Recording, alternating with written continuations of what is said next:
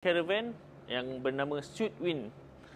Okey, kat sini ada dua layout. Okey, saya akan terangkan kepada anda apa beza dua ni. Satu kat sini, lagi satu sana. Nampak? Dia punya saiz sama je, tapi susunan dalam dia lain. Jom kita tengok yang ni dulu. Yang ni murah sikit lah, dia dalam 224,000 harga dia, boleh loan. Tahun 2024 je keluaran. Lampu dah ada kat pintu. Kalau tak nak orang nampak dalam. Sejuk dalam ni, dah pasang aircon dah. Okey, kalau layoutnya ni, bila masuk je terus ada U-shape punya lounge. Boleh jadi meja makan atau boleh jadi katil untuk tidur. Ni bahagian belakang lah. Meja macam biasalah, yang kita biasa tengok tu. Jadi meja makan. Dah sampai, lock balik. Kalau budak-budak bentangkan 3 orang bermuat ni. Tingkap dia ada sekeliling ni.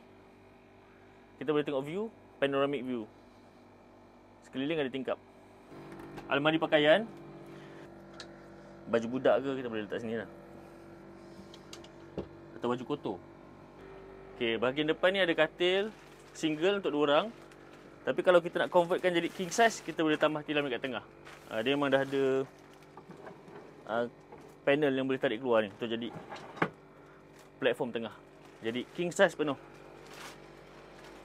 Tepi ni fridge, ada lock. Okey.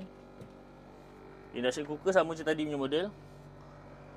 Ada 2 piring. Lepas tu sinki sini. Bawah. Sinki. Aircon dia sekarang pasang kat tengah-tengah ni. Maksudnya dia ada blower dekat sini untuk orang yang duduk sana, dan blower sini untuk orang yang tengah tidur sini. 2 arah sekaligus. Okey, ni yang layout yang first tu lah. Yang macam untuk 4 orang, 4 berth ni. Ada lagi satu model untuk 6 berth. Jom kita tengok. Ni view belakang dia. Tengok yang cantik dan modern design dia tu. Elegant ni design. Lepas tu semua caravan yang Sudwind ni Naus dia gunakan e-power.